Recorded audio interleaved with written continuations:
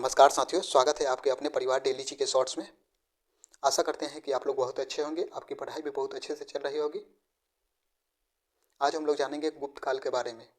तो गुप्त काल 319 से 540 ईसा पूर्व तक रहा। तो चलते हैं पहला सवाल पे। गुप्त वंश का संस्थापक कौन था? तो इसका राइट आंसर होगा श्रीगुप्त। नेक्स्ट है, गुप्त किसके सामंत थे? गुप्त किसके सामंत थे? तो इसका राइट आंसर होगा कुषाणों के सामंत थे। आपका अगला सवाल है, प्रश्न है, गुप्त शासन के दौरान ऐसा व्यक्ति कौन था जो एक महान खगोल विज्ञानी और अर्थ गणितज्ञ थे? खगोल विज्ञानी और गणितज्ञ थे। तो इनका राइट आंसर होगा आर्यभट्ट थे। अगला प्रश्न है, गुप्त शासकों की सरकारी दरबारी भाषा थी? तो इसका राइट आंसर होगा संस्कृत। संस्कृत जो थी गुप्त शासकों की सरकारी यानी दरबारी भाषा थी। अगला है, गुप्त वंश का वह राजा कौन था जिन्होंने हुनों को भारत पर आक्रमण करने से रोका था? तो इसका राइट आंसर होगा स्कंदगुप्त ने हुनों को भारत पर आक्रमण करने से रोके हुए थे। अगला प्रश्न है, गुप्त राजवंश किस लिए प्रसिद्ध था? तो इसका राइट आंसर होगा कला एवं सत्यापत्य के लिए। अगला है, अजंता कलाकृतियाँ किससे संबंधित है? तो गुप्त काल से संबंधित है। अजंता कलाकृतियाँ गुप्त काल से संबंधित है।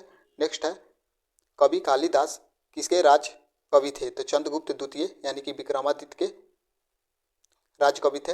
अगला प्रश्न है, अजंता चित्रकला की विषय वस्तु किससे संबंधित थी? तो इसका राइट आंसर होगा बौद्ध धर्म से संबंधित थी। नेक्स्ट सवाल है, अगला प्रश्न है, उत्तर गुप्त युग में जो विश्वविद्यालय प्रसिद्ध हुआ वह था नालंदा विश्वविद्यालय। जो उत्तर गुप्त युग में विश्वविद्यालय प्रसिद्ध हुआ था। अगला है, एरन अभिलेख का संबंध किस शासन से है? तो इसका राइट आंसर होगा भानुगुप्त से संबंधित है एरन अभिलेख। अगला है, फाह्यान किसके शासनकाल में भारत आया था? तो चंद्रगुप्त द्वितीय के शासनकाल में फाह्यान भारत आया था। नेक्स्ट प्रश्न है, भारतीय संस्कृति का स्वर्ण युग था? तो इसका राइट आंसर होगा गुप्त काल। भारतीय संस्कृति का स्वर्ण युग किसे कहा जाता है? तो गुप्त काल को। नेक्स्ट है, फाह्यान कहाँ का निवासी था? तो आपका राइट आंसर होगा चीन का। अगला प्रश्न है, सेतु बंध का रचनाकार प्रवरसेन द्वितीय किस वंश का शासक था? तो इसका राइट आंसर होगा वाकाटक वंश का शासक था। नेक्स्ट प्रश्न है, किस गुप्तकालीन शासक को कविराज कहा गया? तो इसका राइट आंसर होगा समुद्रगुप्त को कविराज कहा गया है गुप्तकालीन शासक में। नेक्स्ट है, स्कंदगुप्त को किस स्तंभ लेख में शक्रोपम कहा गया है? शक्रोपम कहा गया है। तो इसका राइट आंसर होगा माहौम स्तंभ लेख में कहौम स्कंद लेख में कहा गया है स्कंदगुप्त को। नेक्स्ट है, फाह्यान और हेनसांग ने किसके राज्यों को देखा? तो इसका राइट आंसर होगा चंद्रगुप्त, विक्रमादित्य एवं हर्षवर्धन क्रमशः। नेक्स्ट है, धनवंतरी थे चंद्रगुप्त। तो इसका राइट आंसर होगा चंद्रगुप्त विक्रमादित्य के राजदरबारी के 9 रत्न में से एक जो कि प्रसिद्ध चिकित्सक थे धनवंतरी। नेक्स्ट प्रश्न है, गुप्तकालीन शासक प्रणाली किस प्रकार की थी? तो इसका राइट आंसर होगा राजतंत्रात्मक प्रणाली की थी। अगला सवाल है, गुप्त स्थापत्य कला का सर्वोत्कृष्ट मंदिर कौन था? तो इसका राइट आंसर होगा देवघर का दशावतार मंदिर। अगला है, अजंता की गुफाएं में किन गुफाओं का निर्माण गुप्त काल में हुआ था? तो इसका राइट आंसर होगा 16, 17 और 19 गुफाओं का निर्माण गुप्त काल में हुआ था। आगे बढ़ने से पहले अगर आप लोग चैनल पर नए हैं तो लाइक एंड सब्सक्राइब जरूर कर दीजिएगा ताकि आप लोगों को जल्द से वीडियो का नोटिफिकेशन मिल सके। चलते हैं नेक्स्ट सवाल पे। नेक्स्ट सवाल है, अमरकोश के लेखक अमर सिंह किस शासन के दरबार से जुड़े थे? तो इसका राइट आंसर होगा चंद्रगुप्त द्वितीय के दरबार से जुड़े हुए थे। नेक्स्ट प्रश्न है, गुप्त संवत 319 से 320 ईसा पूर्व में प्रारंभ करने का श्रेय किसे दिया गया? तो इसका राइट आंसर होगा चंद्रगुप्त प्रथम को दिया गया।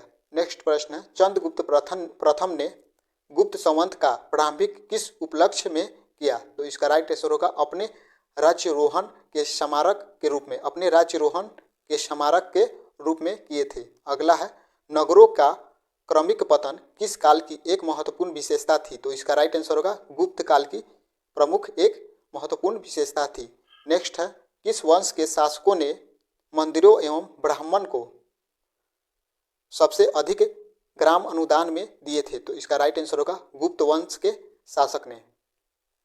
चलते हैं अगला प्रश्न पे।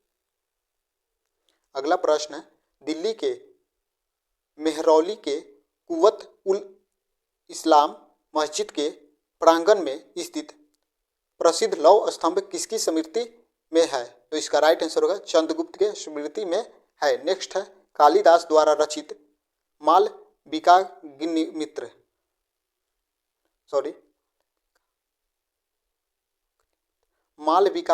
मित्र नाटक का नायक था? तो इसका राइट आंसर होगा अग्निमित्र थे।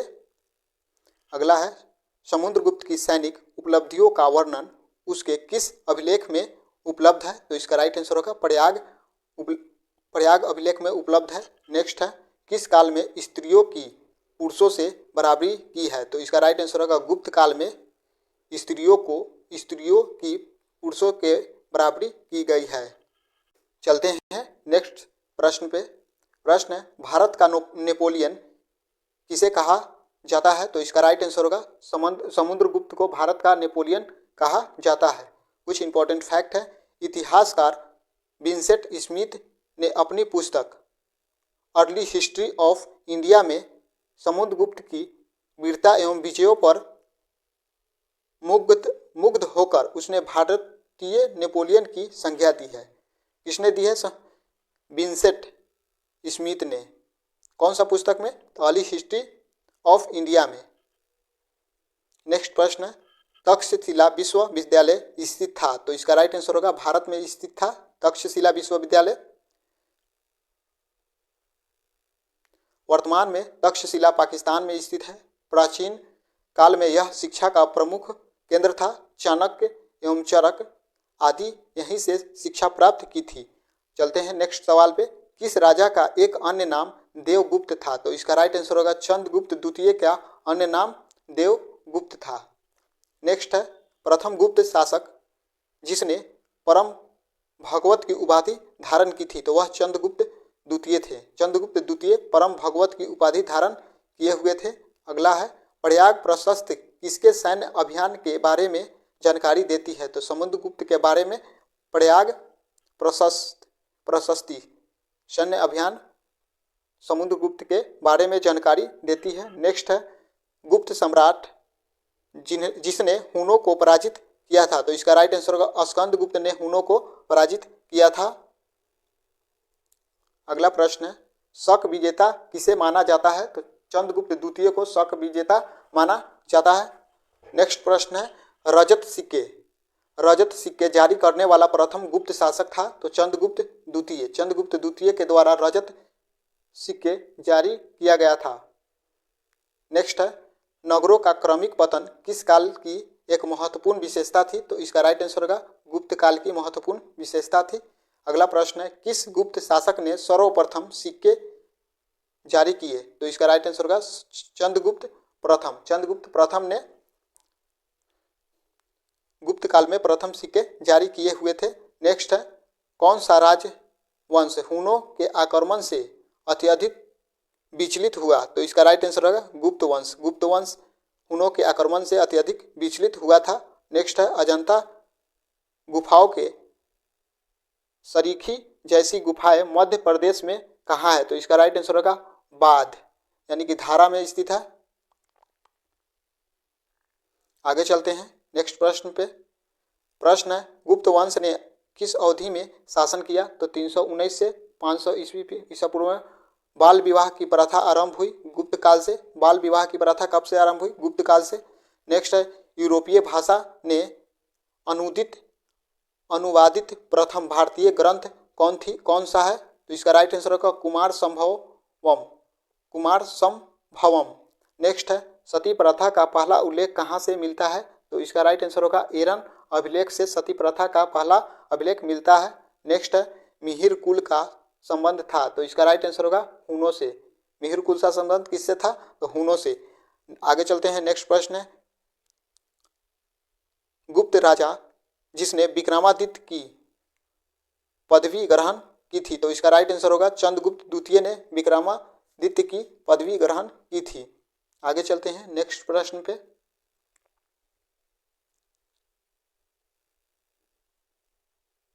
अगला प्रश्न है, गुप्त काल में उत्तर भारतीय व्यापार किस पतन से संचालित होता था? तो इसका राइट आंसर होगा ताम्रलिप्ति।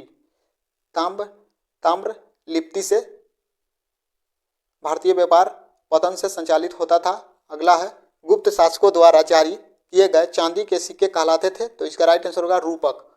रूपक कहलाते थे। अगला है, किस गुप्त शासक को नालंदा विश्वविद्यालय का संस्थापक माना जाता है? तो कुमारगुप्त को नालंदा विश्वविद्यालय का संस्थापक माना जाता है। पंडवर्धन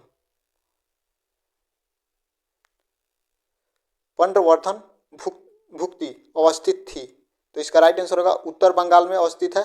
नेक्स्ट है, वह प्रथम भारतीय विद्वान कौन था जिसने गणित को एक पृथक विषय के रूप में स्थापित किया था? तो इसका राइट आंसर होगा आर्यभट्ट ने स्थापित किए थे। अगला है, तांबा का सिक्का जारी करने वाला पहला गुप्त शासक था? तो इसका राइट आंसर होगा रामगुप्त ने तांबे के सिक्के स्थापित किए। चलते हैं नेक्स्ट सवाल पे। अगला प्रश्न है, कालिदास किस कृति की गिनती विश्व की 100 प्रसिद्ध साहित्य कृतियों में होती है? तो इसका राइट आंसर होगा अभिज्ञान शाकुंतलम में कालिदास की 100 प्रसिद्ध साहित्यों में गिनती हुई है। नेक्स्ट है, वर्तमान गणित में दशमलव प्रणाली का आविष्कार का श्रेय किस युग को है? तो गुप्त युग को माना जाता है वर्तमान दशमलव प्रणाली के आविष्कारक। अगला है, गुप्त काल में सर्वाधिक लोकप्रिय देवता थे विष्णु? इसका राइट आंसर होगा विष्णु। मेहरौली जो दिल्ली में स्थित है, लौह स्तंभ का निर्माण किस सदी में हुआ था? तो इसका राइट आंसर होगा 4th सदी में हुआ। कुमार संवत महाकाव्य किस कवि ने लिखे? तो इसका राइट आंसर होगा कालिदास ने लिखे थे। नालंदा विश्वविद्यालय की स्थापना का युग गुप्त युग रहा था। नेक्स्ट है, गुप्त युग में भू स्वराज की दर थी? तो इसका राइट आंसर होगा उपज का 6ठा भाग दिया जाता था। आज के लिए इतना ही दोस्तों। अगर चैनल पर आप लोग नए हैं तो लाइक एंड सब्सक्राइब जरूर कर दीजिएगा ताकि आप लोगों के पास जल्द ही वीडियो का नोटिफिकेशन मिल सके। आज के लिए इतना ही, मिलते हैं नेक्स्ट वीडियो में। धन्यवाद।